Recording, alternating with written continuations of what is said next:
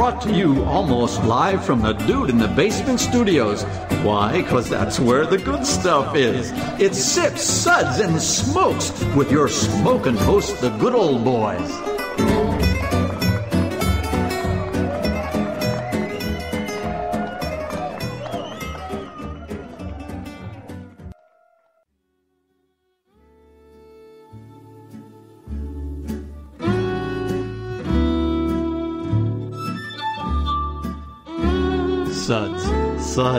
Suds. It's time for more Suds. Hello, everyone, and welcome to another Sud segment where good beer meets questionably bad radio. I don't think that's questionable. Oh, are we past that point? Yeah. Okay, fine. I am one of your hostesses, good old gal Julieanna, and joining me today are my co-hosts, good old boy Dave. Hey. Hey there, Fonzie. But of course, good old boy Kendall. Sit on it, Potsy. Well played. Yes, very well played. And good old gal June. Hi. I know. How do you follow that? I couldn't think of anything. Yeah, exactly. This Sud segment is brought to you by Stuff and Things. Do you like stuff? Do you need things? Well, come on down to Stuff and Things. We have more stuff than anyone, and our things are very competitively priced. Stuff and things, things and stuff, stuff and things and stuff and things. Now with more stuff. So, we're giggling because we all just got back from Milwaukee, Wisconsin recently, where we all attended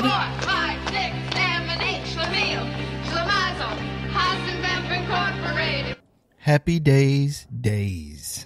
3 full days packed with tours, meet and greets with the cast, memorabilia trading, and of course, a marathon of every episode of our favorite show. My favorite episodes are the ones with the Tuscadero sisters. Julie, what's he talking about? Dude, like I know.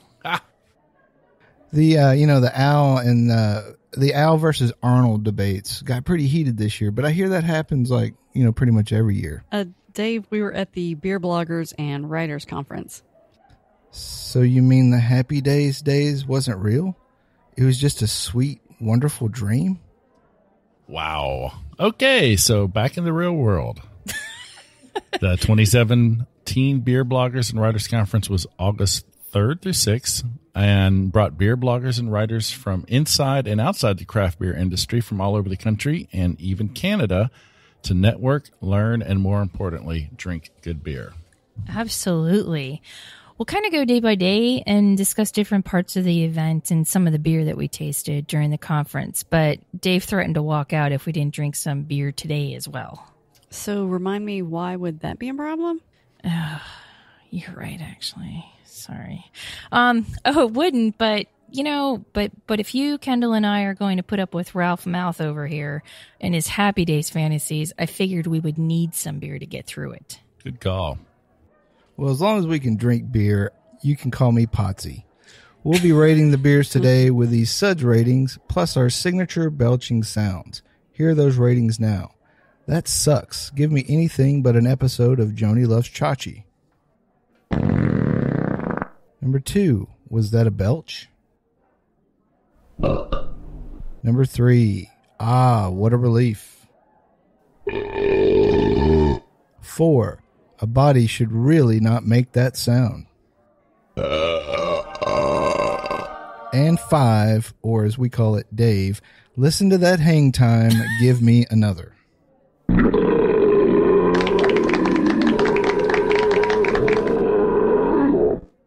Too funny. I know, right? Yeah. That's what everybody says. So I think, first of all, before we even get into everything, we should give a shout out to Zephyr Adventures who helped organize the event. Sarah Pletcher, Reno Walsh, the whole team. It was fantastic. Plus the folks from was it Visit Milwaukee? Mm-hmm. Yeah, they were great. Mm-hmm. They were great too. Great hosts. Yes. And of course, I mean, none of this would have been with the English, none of this would have been possible if we didn't have the great facilities at Pabst. I mean, Yes, the best place. Yes. Yeah, that was really cool. Yeah. Such a cool space. Yeah, what a great backdrop. Captain Pabst knew how to build it, man. You ain't kidding. You ain't kidding. Throws a good party. Yeah. Yes. Getting to see Captain Pabst's office with his old roll-top desk and just imagine what that place was like in the late 1800s. It was a hopping, busy place. Yeah. No pun intended. Look at this guy. Maybe not so much hops as today. Yeah, not as much. Yeah, and the photo that they had of what the place used to look like back in the day versus what it is now, I mean, that was very cool to me. Well, it shows you the pride and the history that people in Milwaukee have for what Pabst and even Miller and their brewing history and culture have done for the city, for years. Even though they kind of let it slide for a little while, but they're coming back in a big way. Yeah, I think the most interesting thing about Milwaukee is Beer Bloggers and Writers Conference is going to a lot of great beer cities, but they're modern beer cities. They're new beer cities. Mm-hmm. This is a classic beer city, maybe the classic besides the one in Missouri. They've been making beer since the Civil War, and it's just got a history that goes back forever. And they've been doing it a very long time. And you just felt that history everywhere. Classic German architecture, the Pabst facilities and Miller facilities was pretty amazing to see that. Yeah, when huge swaths of a city are old brewery buildings that they've either kept preserved or that they're repurposing and things, that it's a beer city. And Milwaukee is absolutely a beer city. Oh, totally. I mean, and one thing that really stood out to me is, yes, you had the big classic buildings, but you also had a lot of new breweries that were coming by, and the friendship that the big boys have with the small boys, I thought was really extraordinary because you don't see that a lot. And, even breweries like Lakefront, they're so happy to talk about the new kids that were coming online. And they've been there 30 years. So, I mean, it's not, that's pretty long for a craft brewer. Yeah, it is. But you can tell that there's a really great friendship between all the brewers, the brewing community, and the people of Milwaukee. And I think that just kind of helped make this. Actually, it's pronounced Milwaukee, which is Algonquin for the good land. The good land, yes. The land of good beer and cheese curds. True. Yeah. We did have some good cheese curds, too. God, we did. Okay. All right. Let's focus. So, in tradition, there's usually the Thursday night get together, and let's talk about that. The Rumpus Room. We kicked it off at the Rumpus Room, a really cool bar in downtown Milwaukee. They had an amazing whiskey selection. You and good old boy Mike would have liked that place. I mean, there's more bottles than I've seen just about anywhere. Wow. Really high-end stuff. But they had some great beer on tap. It was kind of a Stone tap takeover. Stone sponsored the event.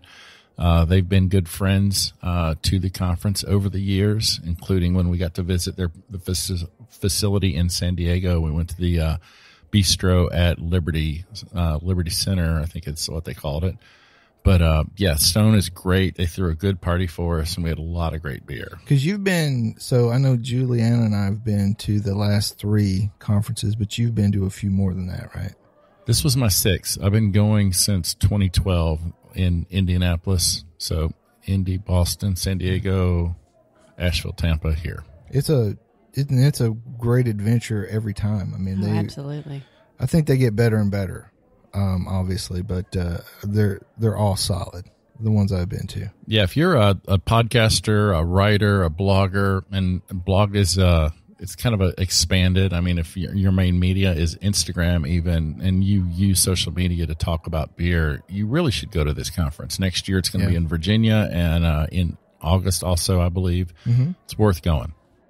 And even for people who work at breweries, like media marketing folks who work for breweries. I know there were a few there this year. Yeah, there's always some, and there was so much demand, they've actually spun off and are doing a beer marketing conference, which I got to attend last year in Asheville, not last year, this year. It was in March. But next year it's going to be in Vermont, which would be an amazing place to go. Burlington, yeah. Oh, cool. Absolutely. Yeah. Cool. So, well, Thursday we didn't get to go to the pre-conference because we were driving in, weren't we? We went to New Glarus first early that day, and visited obviously the epicenter of Wisconsin brewing, I would say, one of them. And New Glarus has probably one of the most beautiful beer gardens I've ever seen, and just this big, elaborate beer garden, and looking out over rolling hills in Wisconsin. It's beautiful. Wasn't a lot of people there, but we had a nice time. Had a beer or two, and then we kicked it on down to Madison, Wisconsin, and visited the Funk Factory Guzzeria. Had some amazing beers there, some great sours, and then we had dinner at the Old Fashioned and scooted on towards Milwaukee. Great places. The Old Fashioned is, if you're in Madison, go there. Good curds. Wow. Yeah, really good curds. Really great old fashions too. Yeah. And they're using some local whiskey, which I was kind of impressed by. Yeah. They had a great draft selection too. Yeah, but it's like over 50-some taps, and it's all Wisconsin beer. Yeah. We need to get back to Madison. Yep. I know. Yeah. Let's wrap this up. We might need to head north.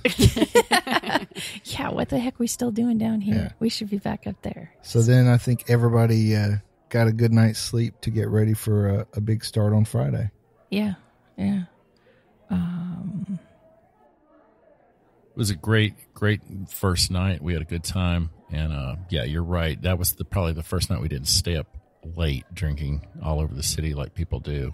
We actually got to bed and got ready for that conference kickoff. Yeah, well, we knew we'd have to pace ourselves. Oh, yes. Got to be responsible. Yeah. Well, we'll be back in just a minute.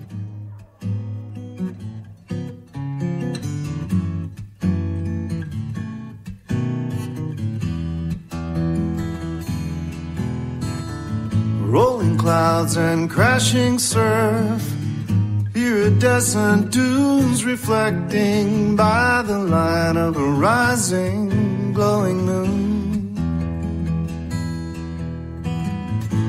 Seashore mesmerizing, night breeze hypnotizing. We've come across these back roads none too soon. Look to the left, to the right. Keep your eyes on the road, my darling. Wondering if we're only passing through. Open roads and open windows. My hand is yours forever, sweet love. Welcome back, everyone. Today's kind of a special episode because we're doing the wrap-up of the Beer Bloggers and Writers Conference that was held in Milwaukee a few weeks ago. So we already talked about Thursday and kind of like the pre-gaming leading into the Bloggers Conference. So now let's get into Friday and talk about Friday. So Friday, everybody either walked or I think most people probably took the shuttle from the hotel, which that's another thing the Bloggers Conference does a good job of, is they always book you, hook you up with good hotels. And it was very nice.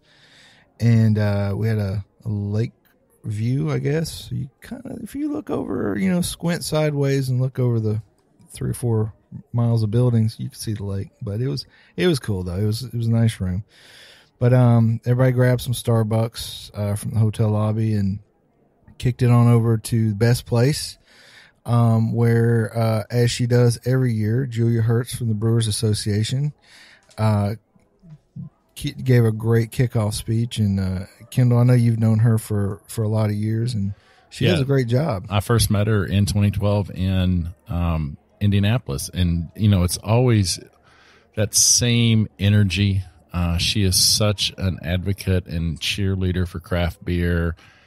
She does a great job of promoting the industry, and it just gets you encouraged to hear her talk about it, because you realize, I love the she always has the one chart where it's like we've got too many breweries in this country, but then it shows how many wineries we have, and it's like no, we're not even close. Yeah. When you look at the consumption of beer, it is continuing to grow, and her other passion is beer and food, and she always talks about that and just how great beer is with food and how we can expand people's palates to understand that beer is suitable for every occasion.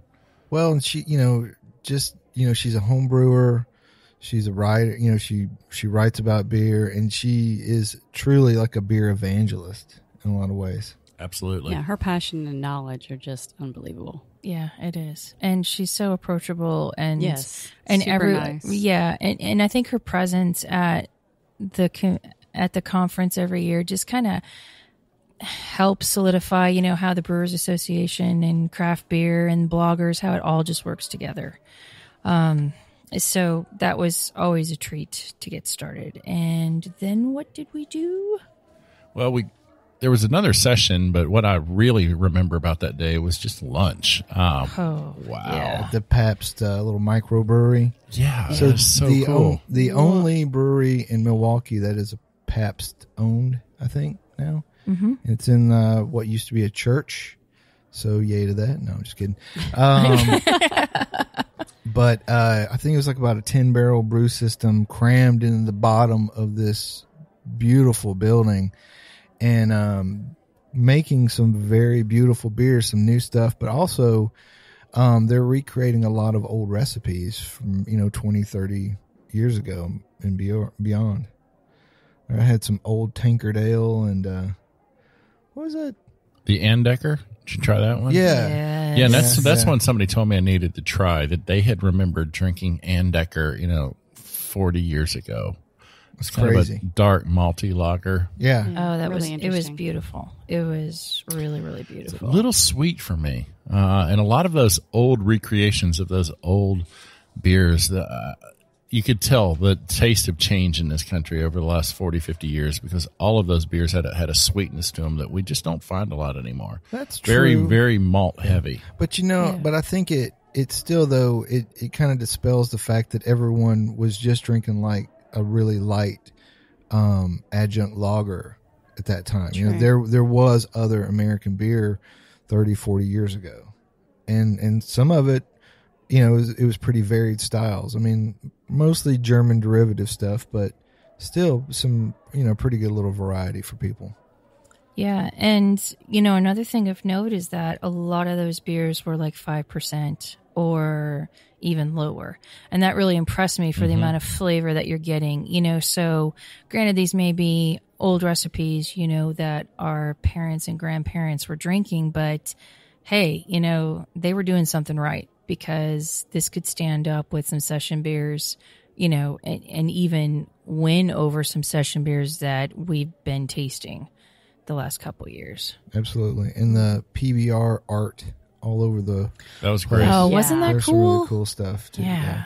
But one of the things I thought about the beers, they did have a lot of recreations of old recipes, but they had some new stuff too. Yeah, They did. absolutely. They had a New England IPA on the list, which they had just put out, and so they're being creative. They've got that small brew system, and they can do some experimentation. Absolutely. Yeah. Yeah, they also had a wit beer that I really liked too. That was I did really like that good. one. Yeah, Yeah. that might have been my favorite. Yeah, that was really cool. And I just have to say how impressed I was by the amount of gear that was in the basement of this church, and having a wooden ceiling and being able to brew brew within the confines of that space and still get the job done, and obviously, be producing some really high quality stuff. It just blows me away, because you go to a lot of breweries and they've got all this space and these extraordinarily high ceilings. And then you come to the church and, space is such a premium, and their use of every square footage, it really impressed me. I mean, there's obviously a lot of thought that went into it, but, they're doing some good work there. Absolutely. Yeah. And the lunch was great. We got swag bags. Oh, yeah. and all Really that good stuff was swag cool. bag. Yeah. I was yeah. very impressed. Yeah. All right. So then we came back, and then we had some more meetings. Two words, Randy Mosher. That's what you got to talk about right now, man. He's the man. He is. Mm-hmm. He is. So Stone Brewing paired up with him, and we got to try some Stone beers as he discussed how to smell and taste beer. Yeah. It was really, really interesting. Yeah, if you haven't read his book, Tasting Beer, it's very informative, and I can't say that it's made me better, but I think for a lot of people who are able to learn, it would probably help quite a bit. Yeah, and I want to say that if you have an older version of that book, you might want to get the new edition. Yeah, second edition. The first one I have is all dog-eared and read many, many times. Randy's an amazing guy. When I found out he was going to be there, I bought a new copy of it on Amazon of the second edition so I could get him to sign it for me. Nice. But he went through, and there's a lot of, and redid a lot. There's a lot of new material. He also gave it to Patrick Fahey, or Pat Fahey of the Cicerone organization. He's a master Cicerone, and Pat completely reviewed the book and just, gave him all kinds of feedback. So I think the second edition is even better than the first. Absolutely. Well, and so Randy is the owner and head brewer, or just the owner of? He's one of the owners of Five Rabbits. Cerveceria. Yeah. I think he's got his hands in a lot of different projects. Yeah. But so he also had some of that beer there too at the conference, and it was amazing stuff. Yeah, the Five Rabbits beers, really good. I first got to have it in Indy. He was actually a speaker at the conference in Indy, 6 years ago, and he brought some Five Rabbits beer right after the brewery opened. Really interesting stuff. It's Latin inspired, so kind of different than what you're going to get from most breweries. But yeah, good beer. Great use of alternative, ingredients in a lot of them. So it's very cool. Sure, and certainly the type of beer that would go well with food. Like I could see a lot of great food pairings with that brewery, and I'm sure they do some, a lot of dinners with those beers because they're outstanding, and it really makes you think outside the box of what beer can be, in terms of ingredients. That was really cool. Another thing that I thought was interesting was the lecture that was right before that, which was the beer industry in Milwaukee and Wisconsin, with Ann Spreaker and Kathy Flanagan from the Milwaukee Journal-Sentinel, and Mark Garthwaite of the Wisconsin Brewers Guild, and then Mr. Klitsch from Lakefront Brewing. Yeah. I thought that was really interesting because you can tell there's a lot of, it just reinforced to me the love and passion in Wisconsin for beer, for the local brewers, and the community, and how they're all working together. And like how they, they were talking about all the things they do in the parks, and how, they found that, having beer in the parks and doing all the activities that they do has actually made the parks safer, because a lot of their city parks were not always places you'd want to be, from what they were saying. So, take beer to the park. That's what I say. Hey, why not? Why not? But that's really cool. And then the speaker after, Mr. Mosher, I really dug her a lot. This was my favorite presentation. Yeah. So what we're really loved it. Yeah. What we're talking about is Susan Evans, who's the director of the Smithsonian Food History Programs at the National Museum of American History, and that just blew me away. It really, really did. And I don't know. I guess it almost made me take for granted for what we have and what we've grown up with, but being able to preserve the past and talking about the old, just the old history of brewing in America, and some of the slides that she had, it was really impressive. And, if anyone wants to know more about the brewing history in their own community, how the online website, has a lot, has a lot to offer to show you what was there back in the day. Yeah. But all the if you happen to be able to go to the Smithsonian, all the live events and activities that they do there with people. Yeah. It's very cool. Yeah. Yeah, a lot of interactive things, not just displays. Yeah. Yeah, which is making me want to go after me the too. bloggers conference next I've year. never been, and I've got to go to the Smithsonian. Absolutely. Yeah, I think we'll have to do that. And then what I think is one of the coolest parts of the conference is the beer expo. Just being able to. It's like a little trade show. Yeah, it is. Go around there, and different breweries were serving beers, but beyond that, the Visit Milwaukee people were there, but you had the BC Ale Trail guy, I think, and then the glycol people, and if you're into glycol, I don't know. Well, but it was earth friendly alternative glycol. Yes. Yeah. See, so that's something pretty good. That is. Yeah, my favorite part is just Bone Brewery was pouring some of the beer, and Frank Bone was just there hanging out, drinking beer with people. He's such a cool guy. He's right? a really nice guy. Yeah. And this guy, I think he's been brewing, amazing lambics for since 1975, something like that. Maybe I think that's when he bought his brewery, but that's pretty you dang could good. give him a lot of credit for bringing back. The style was kind of dying, like a lot of classic styles in Belgium. So he really is kind of the father of the modern goose movement. Yeah, he is. But we'll talk about him a little bit later too. Well, then we went to dinner, and talk about an amazing dinner.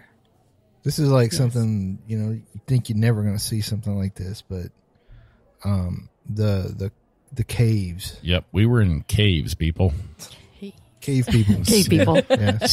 We were spelunking. Yeah.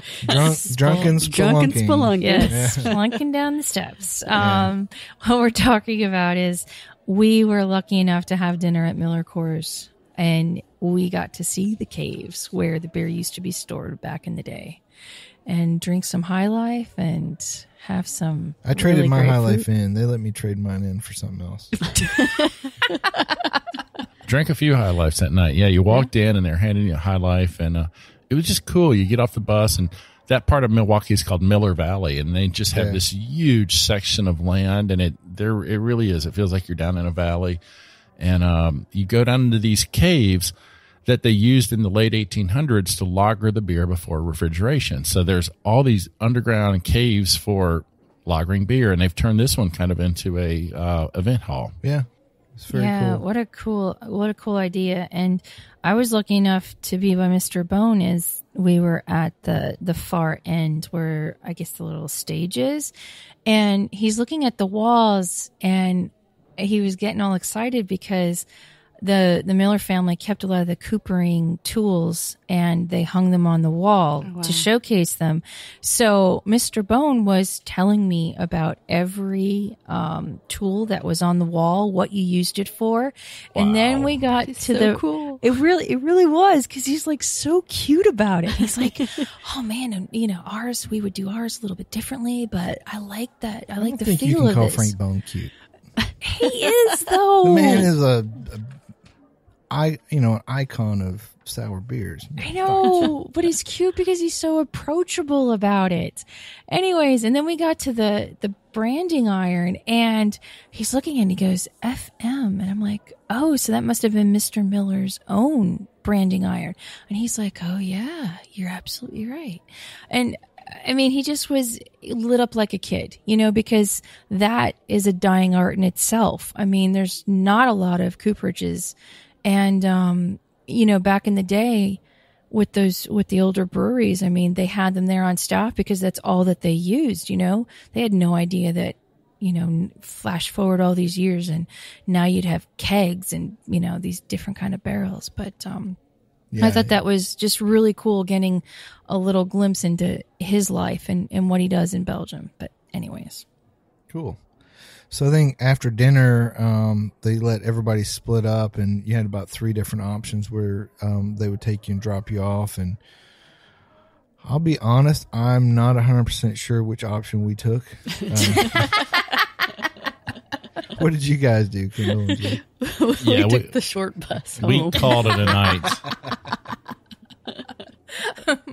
Yeah, it was, like we said, this is a marathon, not a sprint. And I've learned from the previous Beer Bloggers conferences, it's best not to stay up to 2, 3 in the morning drinking beer. Sometimes it makes sense to go to bed at about 11 o'clock. Yeah, absolutely.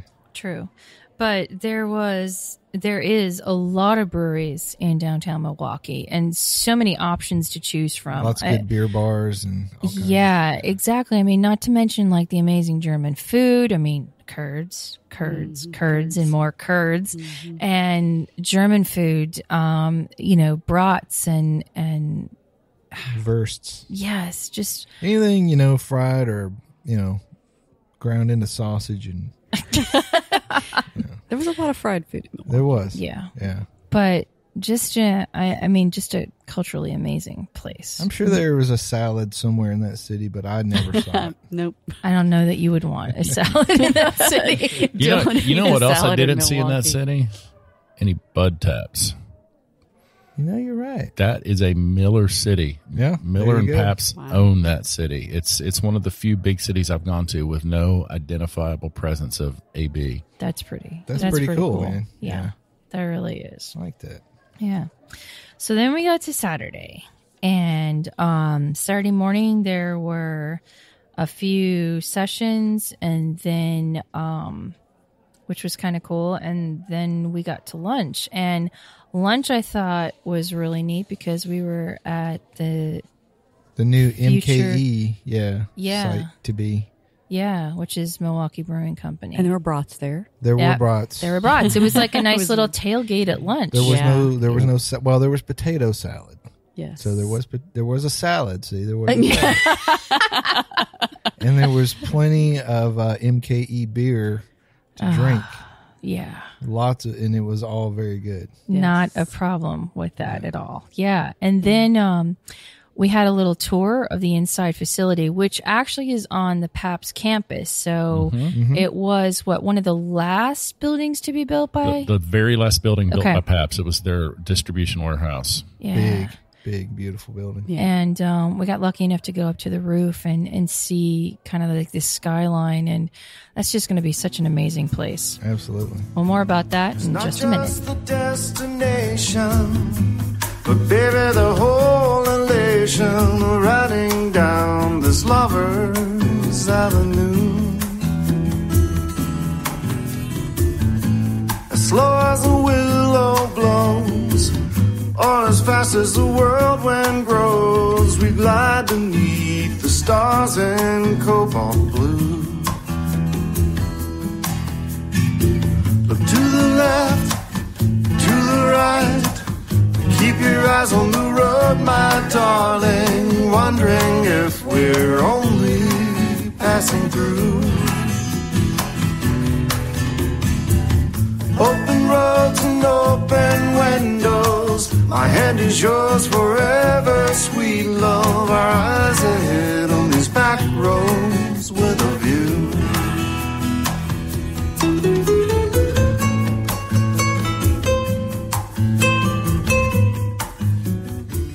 Welcome back, everyone. And we are still... Okay, stop. What? We've gone I don't even know how many minutes and have not drunk a beer. And That's a problem. We need some beer. yes. Oh, sorry. So we were Sorry. talking about MKE and how hospitable they were, and they served us lunch and gave us a lot of free beer. One of the ones we had, I remember, was the Outboard cream ale, and someone may have smuggled a can or two home that they left laying around. What? Well, there was a lot of beer laying around. But, This is true. Yes, it was allocated. All right, was. there was no thievery. There was no thievery. Right, it would be a misdemeanor anyways if they Sure, chose to sure. prosecute. But if one allegedly did that, Yes, and if one is allegedly drinking from that alleged can today, getting rid of the evidence. getting rid of alleged evidence yes, of any alleged crime. right, one might say that this is a darn fine, good cream ale. it's a great cream Yeah. ale. Yeah, Yes. yeah. Kendall, what do you? I just think a lot of cream ales, they just don't get it. They're usually too sweet. There's too much corn. But this one is really smooth. Just that hint of corn. It's almost just like a perfect summer beer. Nice dry finish on it. Yeah, this is Very one of the better balanced. cream ales I've ever had. It's definitely a 4 for me. Yeah. I think it's a 4 for all of us. Absolutely. 4. And then possibly one might have also Absconded. maybe Walked out with accidentally. Accidentally. borrowed. That's what happened. Borrow. It could have That's the fallen good- into your bag accidentally. It could have. it might have. Yeah. when no one was looking. Yeah. And what might have happened? That might have been a Happy IPA. Oh, yeah. Yeah. That was another really good one as well. It's a nice balanced IPA. It's I don't know that it's a standout, but it's a good solid IPA to me. This is a nice summer beer as well. It's not overly hoppy. It's not overly malty. It's got a nice color to it, though. Yeah, the color's very pretty. Yeah, it is. And it doesn't smack you in the face, No. like you said. It's No, just a exactly. good, solid, Yeah. Kind of deep easy gold. drinking. If it was a TV show from the 70s, it would be Happy Days. Yeah, I don't even know what to say other than it's a classic American IPA. Mm-hmm. So that should tell you a few things. It's not this really light. It's not the huge tropical passion fruit thing you're getting today. Right. It's classic. There's a little bit of that caramel malt flavor.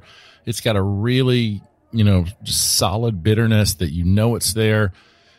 These are the kind of IPAs I think everybody was making 5 years ago. Now the IPA world has gone in 14 different directions, and you almost don't even know what you're going to get anymore when it says So IPA. it's nice to get something that's kind of just steady and good, Yeah. And to me, this kind of epitomizes like what a Midwestern IPA should be. True. It's not trendy. It's not over the top. It's just right. And what would we rate this if we were allegedly drinking this? I'd go 4. Yeah. I go 4 too. Okay. Let's just go 4. We can do that. Let's just do 4. All right. Okay, so then we're stuffed with brats and stuffed with beer and stuffed with good views of Milwaukee, and we come back and we do something crazy. Real quick, though, Oh. you mentioned the view from the roof. Yes. And the reason we were on the roof is because they're going to put a rooftop bar and patio area out Yes. there. With which is gonna volleyball. be amazing. Although Yes. I have to say, rooftop volleyball with beer, I don't know. I hope there's a harness or some sort of There's enough space barrier. up there, Is though. that Do massive. rooftop cornhole. yeah. Yeah. Well, yeah, but you're not going to dive for a cornhole, and end up. True. Not the 3 way you stories play. down. If you're comfortable enough, you might. I don't know. So then we came back, and What did we do that was crazy? it was crazy because we go from having these like nice Midwestern beers to hanging out with Frank Bone and talked about the Spontaneous. exactly the art of spontaneous fermentation and having some of his absolutely beautiful beers. Yeah, and the best part about that beer is that we can get it here, Yes. and that's awesome. I thought the best part is they brought a lot of extra boxes, and I might had about a dozen bottles come home with me. So I didn't bring a dozen, but I might have brought a few myself. Yes. I might count be a little high, but I definitely. There were a few beers in our car on the way home. Just a That's- few. Yeah, it's crazy. The one reason I drove to this conference is because I knew we were going to be in Wisconsin, and I wanted to get some beer back. But I definitely took my share of the Bone beer back. Yeah. Yes. God, it's so beautiful. And I guess we can't say enough good things about him, but as a speaker, he's perfect because he's passionate, he's approachable, he's easy to understand. He knows his brewing history, he knows how to brew, and he makes it really exciting. He really does. I'd actually spent the morning with Frank. I did not attend the morning sessions at 10 o'clock. That Saturday, I met him at the hotel and I got to interview him. So, for some of the work I'll be doing with Nuit Belge for the next season. Nice. We're going to try to do some publishing of talking to some of these Belgian beer producers. Oh, cool. So I've interviewed them. I've got on my to-do list to actually sit down with that recording and transcribe it. But once I transcribe it, I'm also I'll put it on the blog so everybody can read it. But Frank was amazing one-on-one. Yeah. Really great guy, super, super friendly. Very gracious. His son was there with him. His son is he's got 2 sons that are, that's his legacy. Frank's not going to be around forever, and his boys are going to keep it going. Yeah. And that's exciting. Yeah, and they seem just as passionate as he is about absolutely. it. So there's, the brewery's in good hands, and I can't wait to see what they come up with in the future. Probably about the same old thing. According to Frank, he's Is not it much still for the same? innovation. That's it. No, not changing It's much. all about tradition. Once And you, he Okay. wants- once you nail it, there's Yeah, no you sense. don't need to exact- reinvent the wheel. Okay. That's exactly what he said. He wants to keep making traditional, classic goose. Well, somebody needs to. There's certain things that people just need to keep having the same way over and over. And everybody else can experiment, do crazy stuff, and do all that. But some really great things need to there's just a stay. place for that. Absolutely. And it's in my refrigerator and eventually in my stomach. Yeah. Yeah, it was great when I asked him about what he wanted to do to innovate. And he's like, no, we'll keep doing what we're doing. Yeah, bought a new fooder, but every now and then. That's but about it. yeah. Well, that's cool. That's cool. So then after him, we had the live beer blogging segment, which is really cool. We had a lot of breweries show up, and what it is they have 5 minutes with us at each table, and they talk about their beer, we try their beer, and then we put it out on social media, our tasting notes on that particular beer. So one of them that was a standout to me that we have in front of us is the Potosi. Yes. Sorry, I can't see it from there. Czech style Pilsner. Yeah. Better check it out. Well, but it really stood out for me. It's such a beautiful beer. I mean, yes, there was a lot of really good beer in that live blogging, but they're doing it right. They really are. The cool thing about this brewery is the Potosi Brewery is it's foundation owned. It's connected to some museum, and it's basically a nonprofit foundation is making this beer, and it is a beautiful Czech Pils.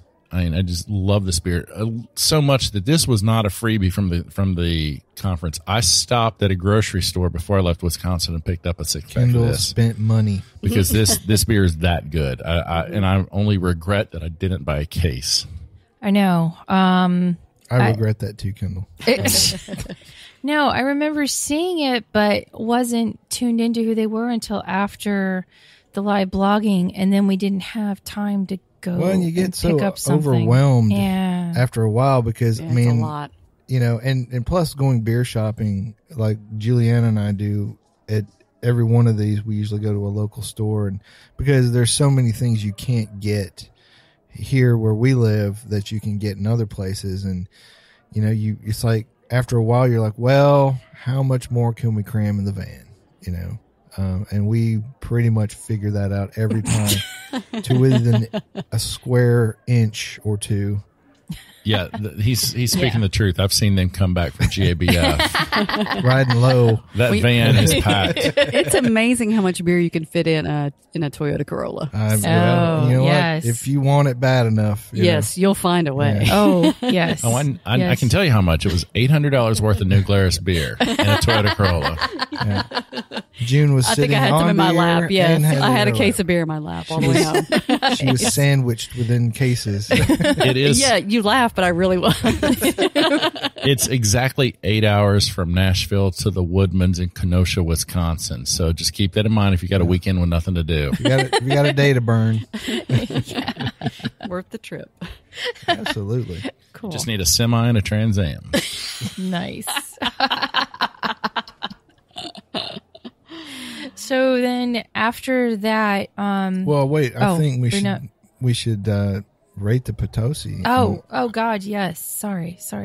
I mean, that's an outstanding beer. What are y'all thinking? I'm going to say, I don't know, man.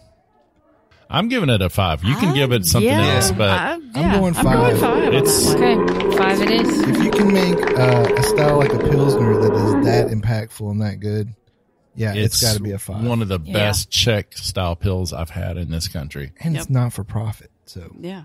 Which makes it even better. a lot of small breweries are not for profit, right? not on purpose.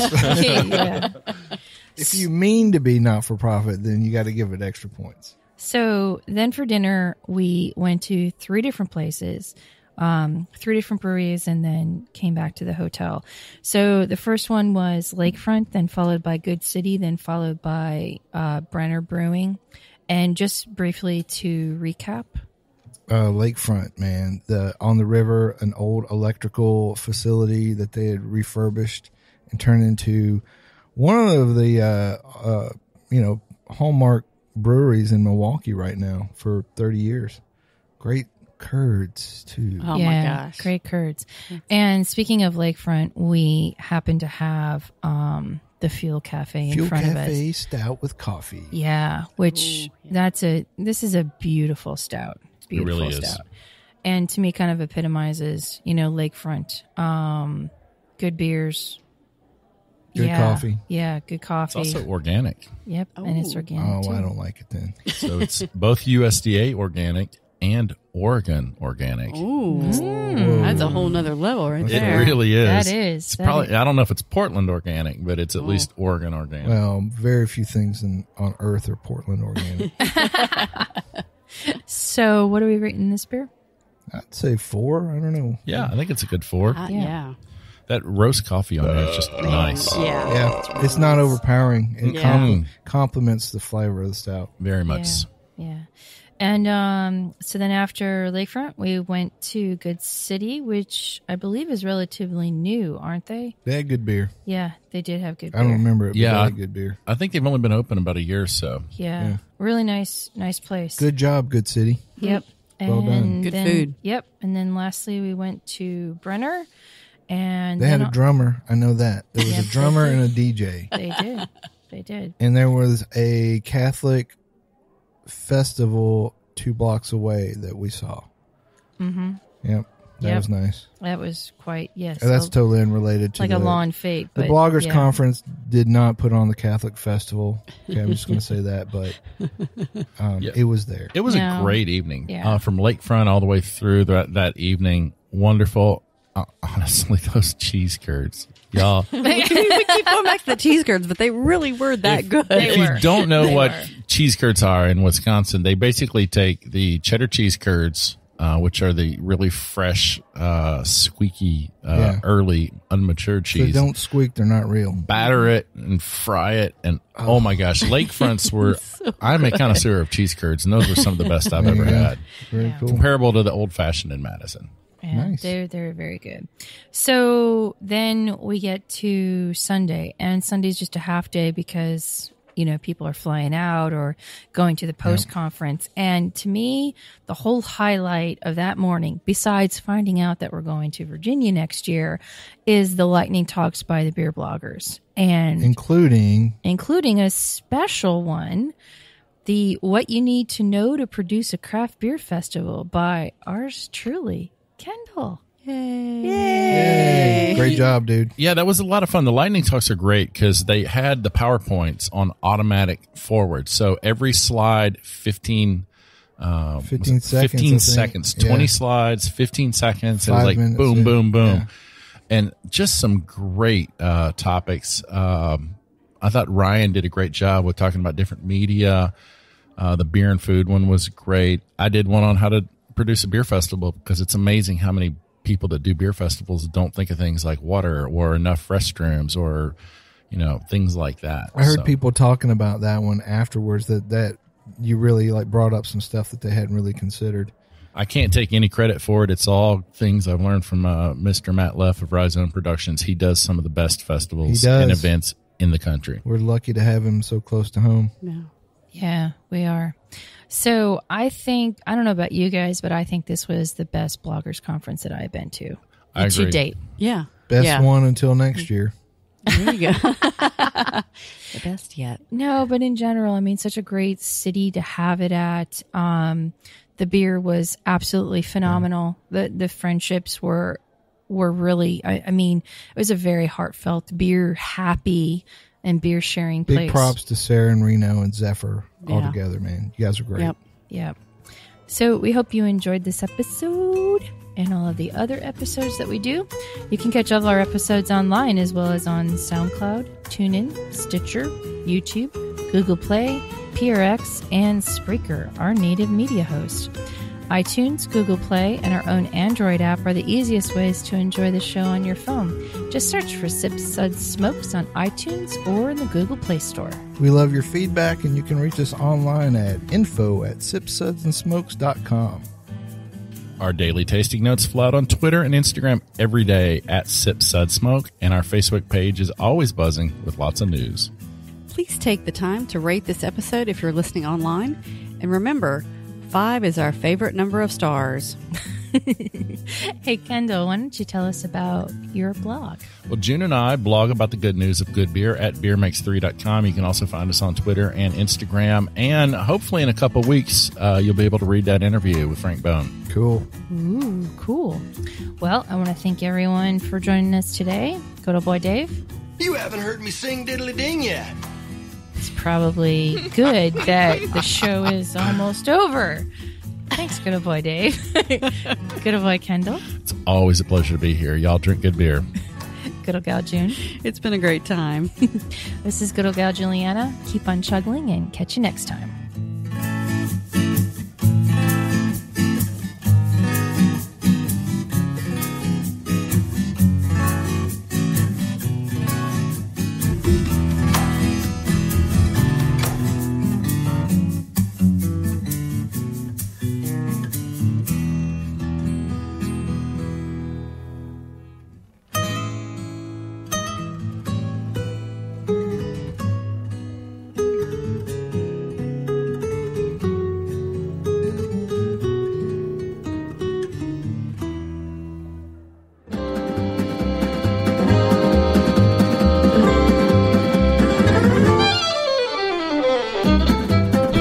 This has been a one-tan-hand production of Sips, Suds, and Smokes, a program devoted to the appreciation of some of the finer slices of life. From the Dude in the Basement Studios, your hosts, the Good Old Boys, will see you all next time.